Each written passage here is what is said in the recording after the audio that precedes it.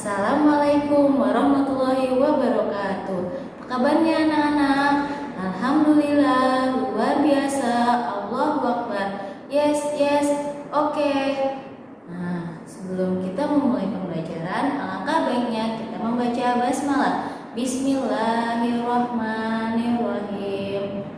Tujuan pembelajaran hari ini, yang pertama, setelah melihat video pembelajaran, peserta didik dapat menyebutkan unsur-unsur cerita dengan percaya diri. Yang kedua, setelah melihat video pembelajaran, peserta didik dapat menentukan unsur-unsur dalam sebuah cerita dengan mandiri. Di dalam setiap cerita terdapat unsur-unsur yang membangun sebuah cerita. Nah, apa saja sih unsur-unsurnya? Yang pertama, ada tema. Tema adalah gagasan utama atau dasar cerita. Contoh tema misalnya persahabatan, kasih sayang, budi pekerti, dan yang lainnya. Yang kedua, ada alur. Alur adalah rangkaian peristiwa dalam sebuah cerita. Secara umum, alur terbagi ke dalam bagian awal, tengah, dan akhir cerita. Yang ketiga, ada latar. Latar adalah tempat kejadian cerita, misalnya di hutan, di istana, atau di sebuah desa. Yang keempat, ada tokoh. Tokoh adalah pemeran dalam cerita. Tokoh dapat berupa manusia atau hewan. Dan yang terakhir, yang kelima, ada amanat. Amanat adalah pesan yang ingin disampaikan dalam cerita. Nah, untuk menentukan unsur-unsur sebuah cerita, kalian harus membaca atau mendengarkan cerita itu sampai selesai. Sekarang kita simak teks berikut ini. Tupai dan kelinci pemalas. Di sebuah hutan tinggallah dua sahabat. Mereka adalah seekor kelinci dan seekor tupai. Setiap hari mereka selalu menghabiskan waktu bersama-sama. Pada suatu hari, tupai mengatakan kepada kelinci, "Musim hujan sebentar lagi akan datang. Mari kita bekerja membuat sarang, supaya bila hujan turun, kita punya tempat untuk berteduh." "Ya, betul juga kata kamu. Tapi izinkan aku istirahat dulu," jawab kelinci. Pada sore itu, hujan turun dengan deras. Tupai dan kelinci berteduh di bawah pohon. Mereka basah dan kedinginan. "Jika kita punya sarang, tentu kita tidak akan basah begini," kata tupai. "Ya, betul juga apa yang kamu katakan. Besok pagi kita akan buat sarang," kata kelinci lagi. Keesokan paginya, cuaca sangat cerah. Tupai kembali mengajak kelinci untuk membangun sarang. "Lebih baik kita pergi cari kayu untuk membangun sarang," kata tupai. "Tapi bukan sekarang," jawab kelinci. "Kita masih ada banyak waktu lagi. Aku lelah, ingin beristirahat dan bersantai," ujar kelinci sambil bermalas-malasan.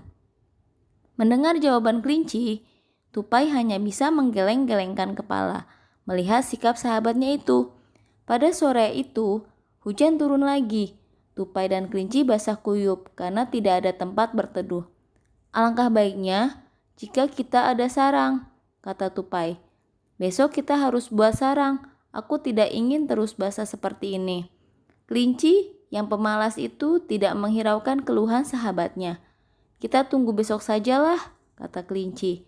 Tupai kesal dengan sikap kelinci yang selalu menunda-nunda karena malas. Akhirnya, tupai memutuskan untuk membuat sarang sendiri tanpa mengajak kelinci. Setiap hari hujan turun dengan deras. Tupai kini dapat berteduh di sarangnya. Sedangkan kelinci setiap hari harus kedinginan karena tidak punya tempat untuk berteduh. Suatu hari, kelinci terlihat lemas. Tupai khawatir dengan kondisi temannya itu. Rupanya kelinci sedang demam karena setiap hari kehujanan. Tupai membawa kelinci ke sarangnya untuk dirawat. Kelinci menyesal selalu menunda-nunda ajakan tupai untuk membuat sarang.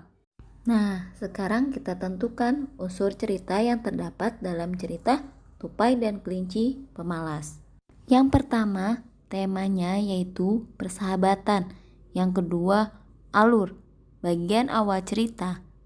1. Cerita diawali dengan pengantar persahabatan tupai dan kelinci di hutan. 2. Tupai mengajak kelinci untuk membuat sarang. 3. Kelinci menunda membuat sarang sehingga mereka kehujanan. Bagian tengah. 1. Tupai kembali mengajak kelinci membuat sarang, tetapi kelinci selalu menunda-nunda. 2. Tupai membuat sendiri sarang tanpa mengajak kelinci. 3. Tupai dapat berteduh di sarang, tetapi kelinci kehujanan setiap hari. Bagian akhir cerita. 1. Kelinci sakit dan Tupai khawatir akan kondisi temannya. 2. Tupai membawa kelinci ke sarangnya. 3. Kelinci menyesal karena menunda-nunda pekerjaan. Yang ketiga, latarnya yaitu di hutan. Yang keempat, tokohnya yaitu ada kelinci dan ada tupai. Yang terakhir, amanatnya yaitu jangan malas dan suka menunda-nunda pekerjaan karena akan merugikan diri sendiri. Sekian pembelajaran hari ini. Sebelum kita tutup, alangkah baiknya kita membaca hamdalah. Alhamdulillahirabbil alamin. Wassalamualaikum warahmatullahi wabarakatuh. 5 karakter SDI asal